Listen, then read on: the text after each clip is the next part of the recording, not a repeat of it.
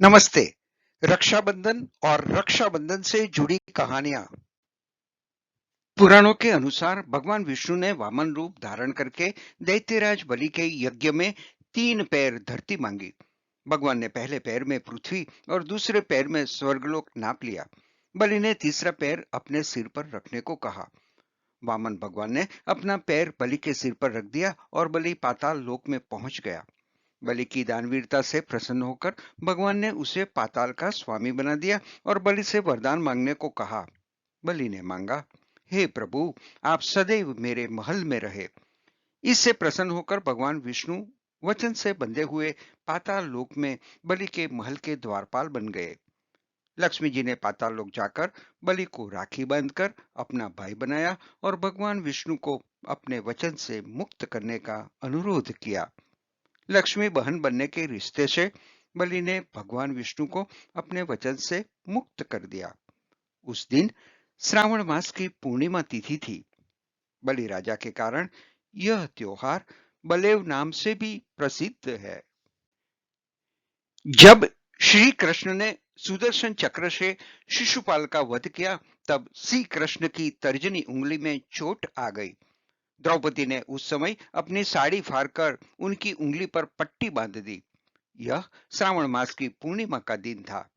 कृष्ण ने इस उपकार का बदला बाद में चीर हरण के समय चुकाया। कहते हैं, परस्पर एक दूसरे की रक्षा और सहयोग की भावना रक्षा बंधन के पर्व में यहीं से प्रारंभ हुई।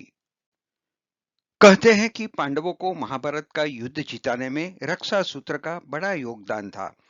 महाभारत युद्ध के दौरान युधिष्ठिर ने भगवान कृष्ण से पूछा, हे भगवान, मैं कैसे युद्ध में विजय प्राप्त कर सकता हूँ?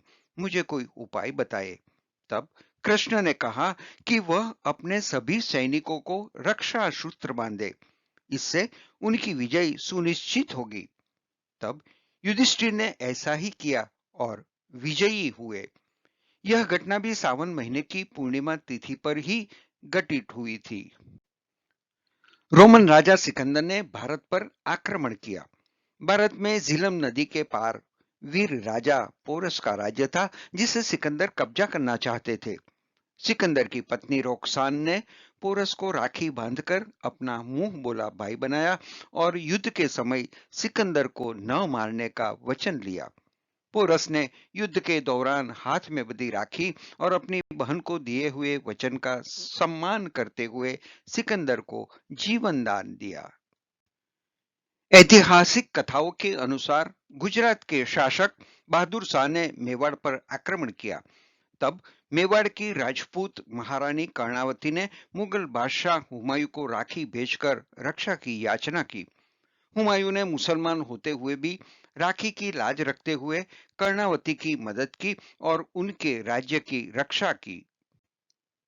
अमरनाथ की अति विख्यात धार्मिक यात्रा गुरु पूर्णिमा से प्रारंभ होकर रक्षाबंधन के दिन संपूर्ण होती है। कहते हैं कि इसी दिन यहाँ का हिमानी शिवलिंग भी अपने पूर्ण आकार को प्राप्त होता है।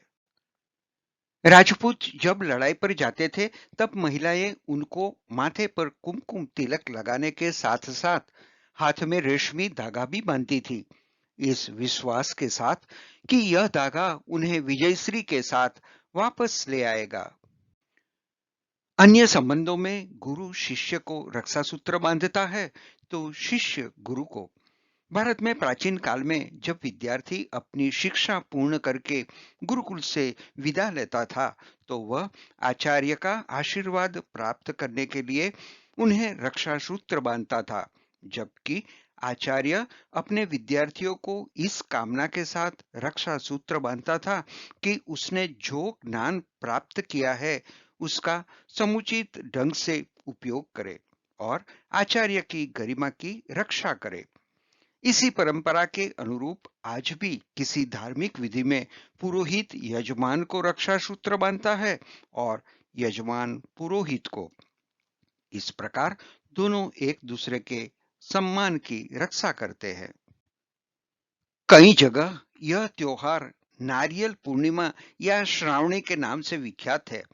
इस दिन लोग नदी या समुद्र के तट पर जाकर अपने जनेऊ बदलते हैं और समुद्र की पूजा करते हैं। इस अवसर पर समुद्र के स्वामी वरुण देवता को प्रसन्न करने के लिए नारियल अर्पित करने की परंपरा है।